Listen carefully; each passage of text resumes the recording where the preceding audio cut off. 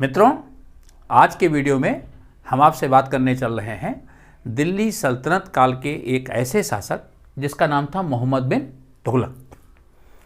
इस शासक का जीवन बड़ा विवादास्पद रहा और बहुत से इतिहासकारों ने इसे अलग अलग नामों से संबोधित किया। किसी ने कहा कि मोहम्मद बिन तुगलक का जो व्यक्तित्व है वो अंतर विरोधों का सम्मिश्रण है। किसी ने इसे रक्त पिपास बताया, किसी ने इसको पागल बादशाह की संज्ञा दी। तो आखिर वास्तव में मोहम्मद बिन तुगलक क्या था? आज इस पर हम विस्तार से चर्चा करेंगे और ये विभिन्न संज्ञाएं उसे क्यों दी गई। तो चलते हैं, बात करते हैं मोहम्मद बिन तुगलक के बारे में। मोहम्मद बिन तुगलक दिल्ली सल्तनत का शासक था। दिल्ली सल्तनत में तुगलक वंश, इसका वंश था तुगलक वंश। समय है 1325 से लेकर के 1351 CE। ये समय 26 वर्षों तक इसने शासन किया। शासन के 26 वर्ष। इसका पूरा नाम था फखरुद्दीन मोहम्मद जूना खां। फखरुद्दीन मोहम्मद जूना खां।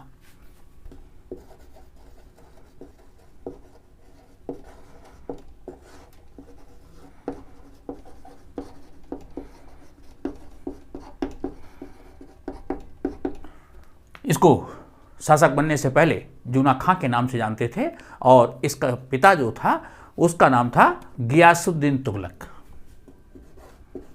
पिता गियासुद्दीन तुगलक। गियासुद्दीन तुगलक की मृत्यु के पश्चात 1325 ईस्वी में ये सिंहासन पर बैठा और मोहम्मद बिन तुगलक के नाम से जाना गया।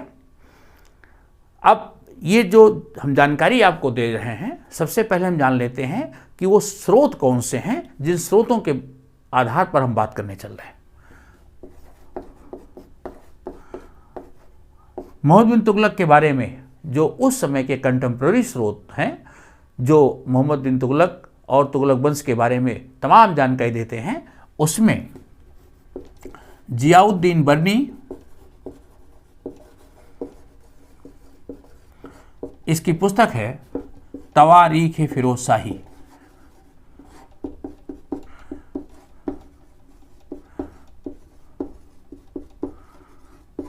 तवारीख फिरोज शाही।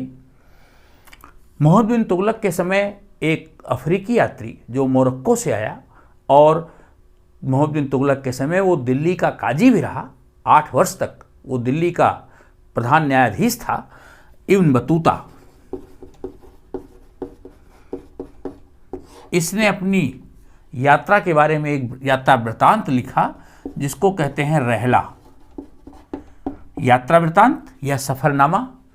इसमें मोहम्मद बिन तुगलक के समय के दिल्ली और उसके शासन की नीतियों, इस सब के बारे में जानकारी मिलती है। एक अन्य इतिहासकार था जिसका नाम था इसामी। तो ये नंबर 1, नंबर 2, नंबर 3, ये 3 इतिहासकार हैं। इसामी की पुस्तक से भी हमें जानकारी प्राप्त होती है।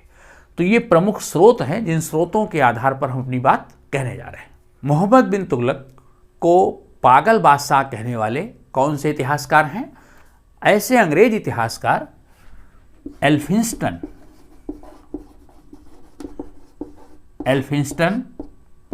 B.A. Smith, Edward Thomas,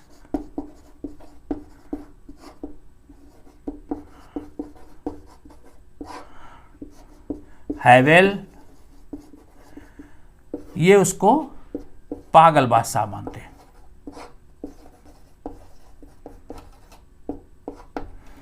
Elphinstone का कहना था कि मोहम्मद में पागलपन के लक्षण थे। एल्फिंस्टन उसको पागल बादशाह करार देता है और ये लोग भी उसके मत का समर्थन करते हैं। इसी तरह डॉक्टर आशीर्वादी लाल श्रीवास्तव, जो इतिहासकारों की और श्रृंखला में दूसरे लोग हैं, आशीर्वादी लाल श्रीवास्तव कहते हैं कि मोहम्मद बिन तुगलक में विरोधी तत्वों का मिश्रण था। वो कहते हैं कि विरोधी तत्व वो सामान्य स्वभाव का नहीं था, उसके स्वभाव में विरोधी तत्वों का मिश्रण था। डॉक्टर ईश्वरी प्रसाद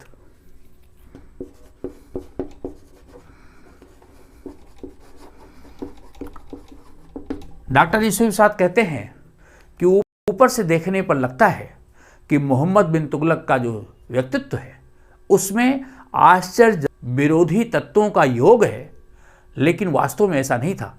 वो सल्तनत काल का सबसे योग्य, विद्वान और सुसंस्कृत शासक था। आशीर्वादी श्रीवास्तव के बिल्कुल विपरीत ईश्वरी प्रसाद उसको सुसंस्कृत मानते हैं, विद्वान मानते हैं, सबसे योग्य मानते हैं। वो कहते हैं कि देखने पर जरूर लगता है कि उसमें अंतर्विरोधी तत्वों का संयोग है, लेकिन वास्तव में ऐसा नहीं है। इसी तरह एक अंग्रेज इतिहासकार हैं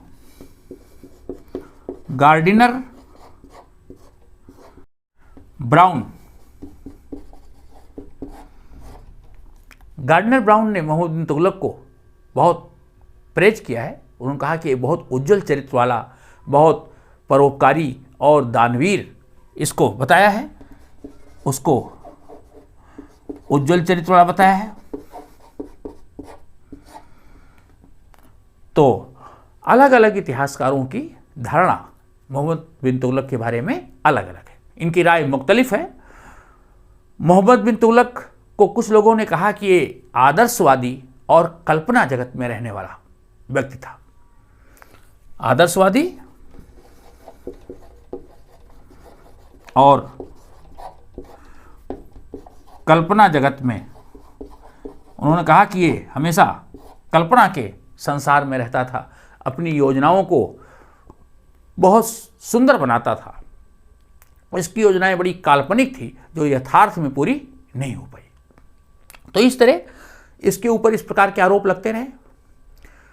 कुछ इतिहासकारों ने इसको कहा कि मोहम्मद बिन तुगलक का जो व्यक्तित्व है वो कल्पित किंतु गलत ढंग से कार्यान्वित और विनाशकारी रूप से परित्यक्त योजनाओं की रोचक किंतु दुखद कहानी है।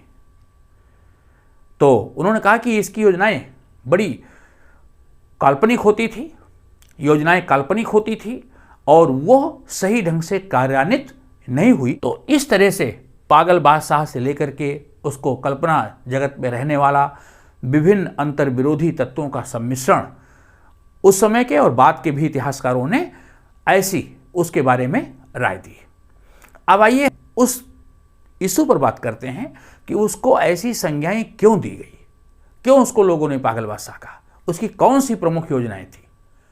जियाउद्दीन बर्नी ने अपनी पुस्तक तवारीख फिरोजशाही में लिखा है कि मोहम्मद बिन तुगलक के समय आज का जो बलूचिस्तान और कश्मीर का इलाका है उसको छोड़ करके उत्तर भारत से लेकर के दक्षिण भारत में महाराष्ट्र तक, सिंध से लेकर के बंगाल तक इतना बड़ा साम्राज्य उसके पास था। उसके पिता गयासुद्दीन तुगलक से जो विरासत में प्राप्त हुआ शेष उसने साम्राज्य विस्तार भी किया, लेकिन उसी के समय वो साम्राज्य धीरे धीरे पतन की ओर भी अग्रसर हो गया था। उसके पिता गयासुद्दीन तुगलक की जो मृत्यु हुई वो भी कुछ ऐसी थी जिसका कि आरोप कहीं ना कहीं मोहम्मद बिन तुगलक के ऊपर लगा।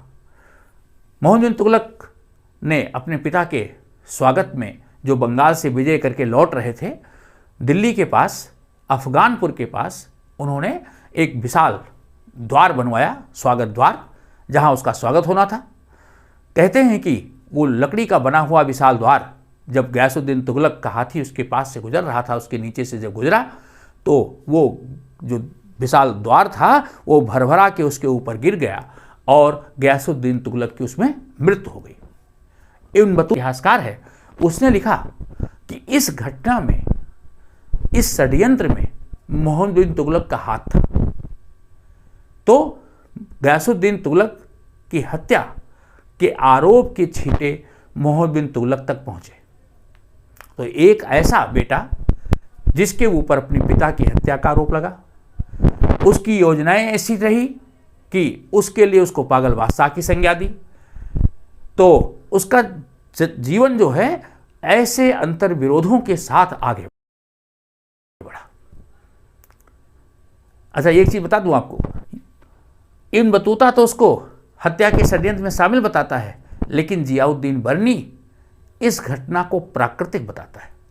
वो कहता है कि ये अपने आप हुई एक अनहोनी थी और इसमें किसी का कोई हाथ नहीं है। एक प्रकार से वो मोहम्मद बिन तुगलक को इस आरोप से बरी करता है।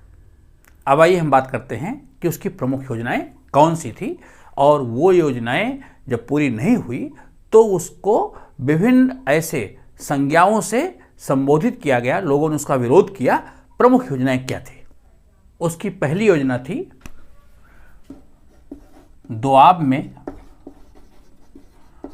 कर वृद्धि। दोआब मीन्स दो नदियों के बीच का प्रदेश, गंगा यमुना का जो उत्तर का विशाल मैदान है, उस मैदानी क्षेत्र में पंजाब और दिल्ली से लेकर के उत्तर प्रदेश बिहार तक का जो क्षेत्र था, उसमें इसने कर वृद्धि की। दूसरी योजना राजधानी परिवर्तन, जो सबसे विवादास्पद रही।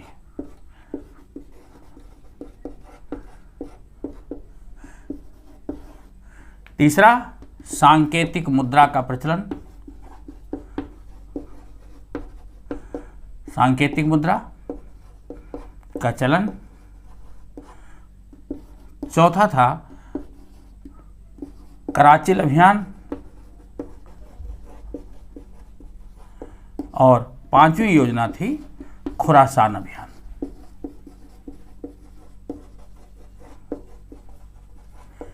ये 5 योजनाएं बर्नी ने अपनी पुस्तक तवारीख फिरोजशाही में इन 5 योजनाओं और मोहम्मद बिन तुगलक के समय के 23 जो प्रांत थे, उन प्रांतों का उल्लेख किया है। तो सबसे पहले हम पढ़ते हैं कि दोआब में कर वृद्धि क्या थी। मोहम्मद बिन तुगलक ने 1326 सीई में क्या किया कि जो दोआब क्षेत्र था उसमें भू राजस्व में 1/10 से लेकर के 1/20 तक वृद्धि कर दी। जो रेवेन्यू रेट थे उसमें बढ़ोतरी कर दी गई। लेकिन ये जो बढ़ोतरी हुई तो इससे जो भू राजस्व था वो लगभग कुल उत्पादन का 50%, लगभग आधा हो गया। इसलिए इसका दोआब क्षेत्र के किसानों ने विरोध किया, क्योंकि लगान की दरें बहुत ज़्यादा हो गई थी। साथ ही साथ उसने 2 कर और लगाए, मकान कर और चरागाह कर। ये नए 2 कर लगा दिए।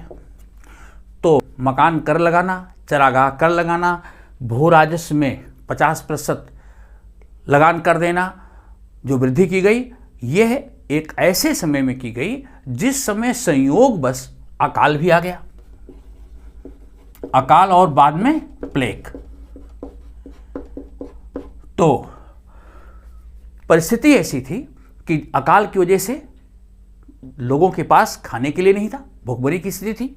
प्लेग जैसी बीमारी फैल गई और ऐसी स्थिति में लगान की दरों में हुई बढ़ोतरी और ये 2 नए करों को लागू करने से जो सुल्तान था उसकी जो लोकप्रियता थी वो खत्म हो गई। लोग उसके खिलाफ हो गए। उत्तर का जो विशाल मैदान था, जो जनसंख्या बाहुल क्षेत्र था, सब लोग मोहम्मद बिन तुगलक के खिलाफ हो गए। लोग इसको गालियां देने लगे। इसामी जो उस समय का इतिहासकार है वो लिखता है कि जो सुल्तान था वो खूनी और रक्त पिपास था। दिल्ली के लोग उसको गालियां देते थे, गालियों वाले पत्र उसको भेजते थे। तो अपनी योजनाओं की वजह से दोआब क्षेत्र में जो जनसंख्या थी सारी सुल्तान के खिलाफ हो गई। उसने इस परिस्थिति को सुधारने की कोशिश भी की। ऐसा नहीं कि वो कोई केयर नहीं कर रहा था।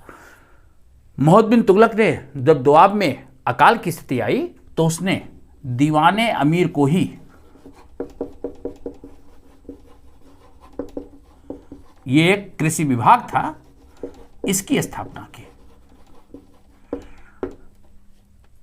खेती की स्थिति को सुधारने के लिए, किसानों की स्थिति को सुधारने के लिए उसने दीवान अमीर को ही कृषि विभाग की स्थापना की। और तकावी ऋण ऐसे होते हैं जो फसली ऋण कह सकते हैं।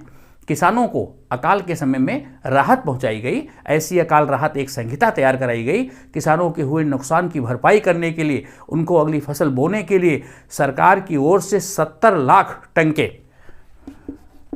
चांदी का सिक्का होता था, 70 लाख टंका, तो 70 लाख टंके का एक कोष स्थापित किया गया और उस कोष से किसानों को ऋण दिया गया। तकावी ऋण बांटे गए, कुएं खुदाए गए, ऐसे सैकड़ों कुएं खोदे गए जिससे कि लोगों को पानी उपलब्ध हो सके, फसलों को पानी उपलब्ध हो सके, इसकी व्यवस्था भी की गई। लेकिन इसके बावजूद भी जो व्यवस्था थी वो बन नहीं पाई और लोग उसका विरोध करते, क्योंकि अकाल लंबा चला गया। उसके बाद प्लेग जैसी महामारी फैल गई, तो उसकी ये योजना भी असफल हो गई। दूसरा जो उसका स्टेप था वो राजधानी परिवर्तन। जरा मोहम्मद बिन तुगलक के समय का मानचित्र देख लीजिए। देखिए सल्तनत काल का क्या मानचित्र है। अब मानचित्र में देखिए भारत की जो पश्चिमी सीमा है, पश्चिमी सीमा की ओर से मध्य एशिया से आने वाले आक्रमणकारी भारत पर निरंतर आक्रमण किया करते थे और इसके समय बार बार मंगोलों के आक्रमण हुए। तो मंगोलों का आक्रमण एक ऐसी प्रमुख चुनौती थी जिसकी वजह से मोहम्मद बिन तुगलक को अपनी राजधानी के लिए सुरक्षित स्थान चाहिए था। ये चाहता था कि उसकी राजधानी भौगोलिक दृष्टि से ऐसी जगह पर हो जहां वो सुरक्षित हो, पूरे साम्राज्य के बीच में हो, जहां से साम्राज्य के सभी भागों पर ध्यान भी दे सके, साथ साथ राजधानी सुरक्षित भी रहे। इसके लिए इसने दक्षिण में दौलताबाद, जो देवगिरी थी महाराष्ट्र में, औरंगाबाद में, उस दौलताबाद, और वहां राजधानी स्थापित करने के लिए इसने योजना बनाई। इसको कुबतुल इस्लाम, दौलताबाद को कुबतुल इस्लाम भी कहा गया।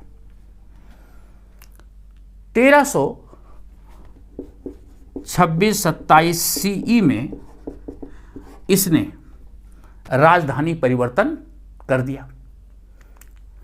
इसने आदेश निकाला कि राजधानी दिल्ली से दौलताबाद बनाई जा रही है और जो प्रशासनिक कार्यालय थे उसके साथ साथ दिल्ली के निवासियों को भी ये हुक्म दिया गया कि वो सभी दौलताबाद चले। इसामी जो उस समय का इतिहासकार है वो लिखता है कि जो मोहम्मद बिन तुगलक है वो खूनी और रक्त पिपासु है। दिल्ली के लोग जो उसको गालियां दे रहे थे, इसलिए वो दिल्ली के लोगों को दंडित करना चाहता था, इसलिए उसने ऐसा आदेश दिया। दिल्ली के जो आम जनता थी उसको भी चलने का आदेश हो गया।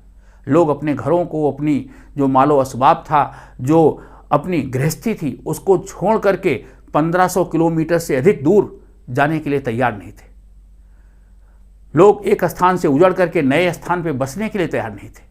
लेकिन मोहम्मद बिन तुगलक के आदेश से अधिकांश लोगों को, सबको, प्रशासनिक कार्यालय के साथ साथ आम जनता को भी दौलताबाद जाना पड़ा। देखिए दौलताबाद की स्थिति, दिल्ली से दौलताबाद, जिसकी दूरी लगभग 1500 किलोमीटर से अधिक।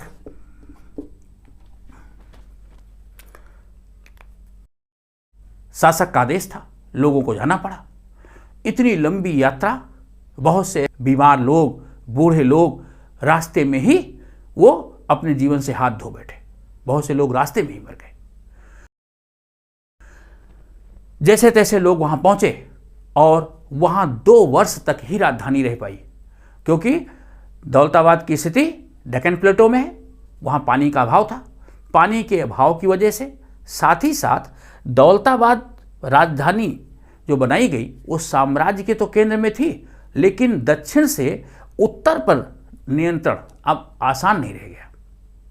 जिस समय राजधानी दौलताबाद थी उसी समय मंगोल आक्रमणकारी तरमासरीन का आक्रमण हुआ और उसने लाहौर, मुल्तान, इस पूरे क्षेत्र पर अपना अधिकार जमा लिया। जैसे तैसे मोहम्मद बिन तुगलक ने उसको वापस किया, लेकिन उसको लग गया कि दौलताबाद से जो उत्तर पश्चिम की सीमा है उसको नियंत्रित नहीं किया जा सकता। दौलताबाद की स्थिति राज्य के मध्य में तो थी, लेकिन वो दूर स्थित होने की वजह से उत्तर भारत पर नियंत्रण करने में असुविधा हो रही थी।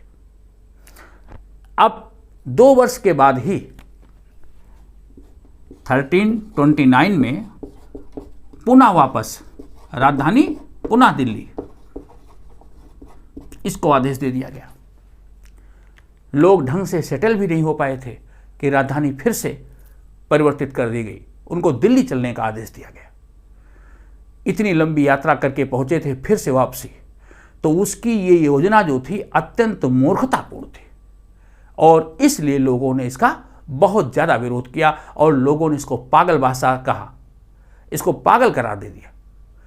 मोहम्मद बिन तुगलक के साथ परेशानी ये थी कि अपनी योजनाओं को कार्यान्वित तो करता था, लेकिन उसका परिणाम तुरंत चाहता था और तुरंत परिणाम न आने पर अपनी योजनाओं को विड्रॉ कर देता था, अपनी योजनाओं को वापस ले लेता था और इसलिए इसकी योजनाओं का ये हाल हुआ। एक ऐसा गलत प्रयास था जिसकी वजह से इसकी लोकप्रियता पर सबसे बड़ा असर पड़ा और अंत में इसको फिर से दिल्ली वापस आना पड़ा। ओके, दौलताबाद दक्षिण के प्रशासन का केंद्र जरूर रहा, लेकिन नई राजधानी 1329 के बाद दिल्ली बन गई। अब तीसरा जो प्रयास था उसका, तीसरी योजना, सांकेतिक मुद्रा का चलन। मोहम्मद बिन तुगलक बहुत महत्वाकांक्षी था और वो दूर दूर की विजय चाहता था, बड़ी सेना रखना चाहता था। दक्षिण भारत की तरफ जो दौलताबाद और राजधानी ले गया था उसका भी उद्देश्य यही था, क्योंकि उत्तर भारत तो लगभग जीता जा चुका था। दक्षिण भारत के राज्यों को जीतना, दक्षिण भारत के राज्यों में जो विपुल संपदा थी उसको प्राप्त करना चाहता था। मोहम्मद बिन तुगलक चाहता था कि वो कुछ नवाचार करे, तो इसके लिए उसने एक नई योजना बनाई और वो योजना थी सांकेतिक मुद्रा का चलन। इसको सांकेतिक मुद्रा को चलाने की जो प्रेरणा थी वो चीन के शासक कुबलाई खान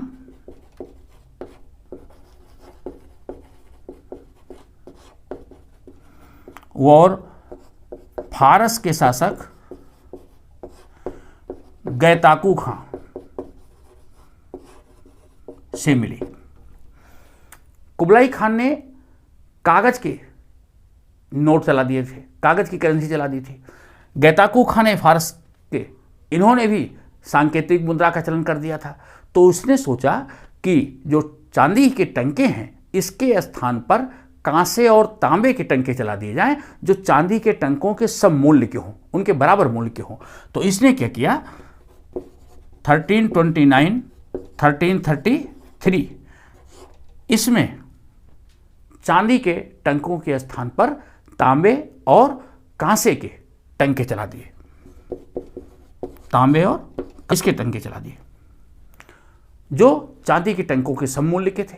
और उस समय अंतर्राष्ट्रीय बाजार में चांदी की कीमतें ज़्यादा थी। परिणाम ये हुआ, लोगों ने चांदी के टंकों को तो अपने पास संग्रहित कर लिया और बाजार में धीरे धीरे कांसे और तांबे के टंके ही प्रचलन में रह गए। और जो सिक्के बनाए गए थे वो सिक्के इतने स्टैंडर्ड भी नहीं थे कि उसकी नकल ना हो सके। जियाउद्दीन बर्नी ने लिखा है कि उस समय में सभी हिंदुओं के घरों में चांदी के टंके के स्थान पर जो नए चलाए गए कांसे और तांबे के सिक्के थे वो बनने लगे। संभवतः उसका उद्देश्य यह रहा होगा कि जो हिंदू थे, सुनार हिंदू थे, तो प्रायः उनके घरों में ही सिक्कों की ढलाई चालू हो गई।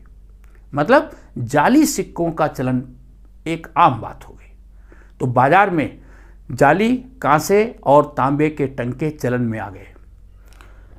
सुल्तान ने देखा कि सांकेतिक मुद्रा का उसका प्रयोग असफल हो गया है, तो उसने 1332 में यह आदेश दे दिया कि सारे तांबे और कांसे के सिक्कों के स्थान पर चांदी के सिक्के दिए जाएंगे, ये सिक्के सब राजकोष में जमा किए जाएं। बर्नी कहता है कि सिक्कों को बदलने के लिए लोग तांबे और कांसे के सिक्के राजमहल के सामने ले, और राजमहल के सामने सिक्कों का अंबार लग गया, सिक्कों का ढेर लग गया। तांबे और कांसे के सिक्कों के स्थान पर चांदी के टंके दिए गए। चांदी के टंकों का भुगतान किया गया और इस तरह से खजाने का सारा जो चांदी का सिक्का था चला गया। तो ये योजना भी उसकी असफल हो गई। सांकेतिक मुद्रा का जो चलन था वो 1332 CE तक आते आते वो समाप्त। ये एक बहुत असफल प्रयास था। मोहम्मद बिन तुगलक की जो दो और योजनाएं थी उसमें है कराची अभियान और खुरासान अभियान। खुरासान अभियान को हम पहले पढ़ते हैं। खुरासान अभियान 1330 CE में आयोजित किया गया। खुरासान कहाँ है? ईरान का क्षेत्र। तो मोहम्मद बिन तुगलक चूँकि महत्वाकांक्षी था, वो साम्राज्य विस्तार चाहता था, तो मंगोल शासक तर्मासरीन और मिस्र के सुल्तान के साथ मिलकर के खुरासान के शासक अबू सैयद के ऊपर उसने आक्रमण करने की एक बड़ी महत्वाकांक्षी योजना बनाई। और इसके लिए बर्नी ने लिखा है कि मोहम्मद बिन तुगलक ने 3,70,000 सैनिकों की एक बड़ी फौज तैयार की और इन सैनिकों को 1 साल का अग्रिम वेतन दे दिया गया। लेकिन परिस्थितियां ऐसी हुई कि जो ट्रांसआक्सियाना का क्षेत्र था वहां जो सामरिक जो सीक्वेंस था वो बदल गया। ट्रांसआक्सियाना क्षेत्र में जो खुरासान पर आक्रमण करने की इसकी योजना थी, ईरान में शासक बदला और परिस्थितियां पहले जैसी नहीं रह गई और जिन सैनिकों को 1 वर्ष का अग्रिम वेतन दे दिया गया था उसके बावजूद भी इस अभियान को मोहम्मद बिन तुगलक को छोड़ना पड़ा, क्योंकि ट्रांसआक्सियाना की परिस्थितियां बदल चुकी थी, अब आक्रमण नहीं किया जा सकता था। ऐसी स्थिति में एक महत्वाकांक्षी योजना जिसके ऊपर पैसा भी खर्च किया गया लेकिन उसको बिना कार्यान्वित किए ही छोड़ना पड़ा, तो खुरासान अभियान असफल हो गया। इसी तरह कराची अभियान, कुछ इतिहासकार कहते हैं कि कराची चीन और तिब्बत को जीतने की उसकी योजना थी, लेकिन ऐसा नहीं है। कराची हिमाचल प्रदेश का पहाड़ी क्षेत्र कराजल, वहाँ के दुर्ग को जीतने की जो हिंदू शासक था, पहाड़ी क्षेत्र में सल्तनत काल में सत्ता का विस्तार नहीं हुआ था, तो हिमाचल प्रदेश के कराजल जो राज था जहाँ की हिंदू शासक था, उस क्षेत्र पर आक्रमण करने के लिए इसने 10,000 सैनिकों की एक बड़ी फौज भेजी और वो बड़ी फौज पर्वतीय क्षेत्र के वातावरण स्थिति से अनभिज्ञ थी। आक्रमण हुआ लेकिन वर्षा के कारण पर्वतीय क्षेत्र में जाना दुर्गम क्षेत्र थे जहां मुश्किल हो गया। पर्वतीय क्षेत्र में बरसात के समय उन रास्तों से अनभिज्ञ सेना और होने वाले कटाव, इन सब की वजह से अधिकांश सेना और सैनिक सब अभियान में मारे गए। तो कराची अभियान जो इन्होंने किया, जिसमें 10,000 सैनिकों की फौज जो ठंडे वातावरण से अनुकूलित नहीं थी, रास्तों से अनभिज्ञ थी, वर्षा के कारण उस अभियान में फंस गई और वो सारे के सारे सैनिक मारे गए। तो कराची अभियान भी उसका असफल हो गया। ये 5 योजनाएं जो उसने चलाई, पांचों की पांचों असफल हो गई। इसीलिए उसको पागल बादशाह, अंतर्विरोधी तत्वों का सम्मिश्रण, एक ऐसा व्यक्तित्व जो कल्पना जगत में रहता था, एक आदर्शवादी व्यक्ति था, लेकिन उसकी जो योजनाएं थी सही ढंग से कार्यान्वित नहीं हुई। यद्यपि मोहम्मद बिन तुगलक बहुत विद्वान और सुसंस्कृत था, उदारशील था, बहुत दान देता था और इसी वजह से वो काफ़ी खाली भी हो गया था। ये दिल्ली सल्तनत काल का पहला एक ऐसा शासक था जिसने कि हिंदू त्यौहार होली को मनाया। तो कई ऐसी इसमें अच्छाइयाँ भी थी, लेकिन इसका जो स्वयं का व्यक्तित्व था, जल्दी गुस्सा हो जाना, योजना को सही ढंग से कार्यान्वित या उसके परिणाम की प्रतीक्षा किए बिना बीच में ही छोड़ देना, परीक्षा परिणाम में बहुत जल्दबाजी करना, इसकी ये चरित्र की दुर्बलताएं थी। इसीलिए इसको ऐसा पागल बादशाह या दूसरे संज्ञाओं से जाना गया। अगर इसके व्यक्तित्व का सही मूल्यांकन करें तो हम कह सकते हैं कि वो एक समय से आगे एक ऐसा शासक था जो बहुत दूरदर्शी था, समय से आगे था। शायद उस समय मध्यकाल के समय के अनुरूप वो नहीं था। जैसे उसका सांकेतिक मुद्रा का प्रचलन था या जो राजधानी परिवर्तन था, ये बहुत दूरगामी कदम थे, लेकिन उसने परिणाम की प्रतीक्षा नहीं की और यही कारण था कि उसकी योजनाएं असफल होती चली गई। बहरहाल ये एक ऐसा शासक जिसने 26 वर्ष शासन किए, लेकिन इसके साम्राज्य में अस्थिरता आती चली गई। इसके शासनकाल में 34 विद्रोह हुए। इसके व्यक्तित्व की वजह से ही बार बार साम्राज्य में विद्रोह होते रहे। 34 विरोध आंदोलन हुए और इन 34 विरोध आंदोलनों में से 27 विद्रोह तो केवल दक्षिण भारत में हुए। भारत में 27 विद्रोह हुए। और सल्तनत काल का एक ऐसा शासक जिसकी मृत्यु भी विद्रोह को दबाने में हुई। 1351 में जब इसकी मृत्यु हुई तो सिंध में ये विद्रोह को दबाने गया था और वहीं इसकी मृत्यु हुई। तो एक ऐसा शासक जिसने कि रण क्षेत्र में ही अपना जीवन खोया। बदायूं ने लिखा कि सुल्तान को उसकी प्रजा से और प्रजा को मोहम्मद बिन तुगलक सुल्तान से मुक्ति मिल गई। बहरहाल ये एक ऐसा व्यक्तित्व जो विभिन्न प्रकार के तत्वों का सम्मिश्रण था और अपनी इस कार्यशैली की वजह से बहुत विवादास्पद रहा। इसका चरित्र इस प्रकार था और इसकी योजनाएं ये प्रमुख थी जो मैंने आपको बतलाई। आप अपनी प्रतिक्रिया जो हमारे सोशल मीडिया चैनल्स हैं उनके माध्यम से दे सकते हैं। मित्रों, आपके फीडबैक का इंतजार रहेगा। अपने मित्रों को भी शेयर करें, चैनल को लाइक तथा सब्सक्राइब भी करते रहें। थैंक्स।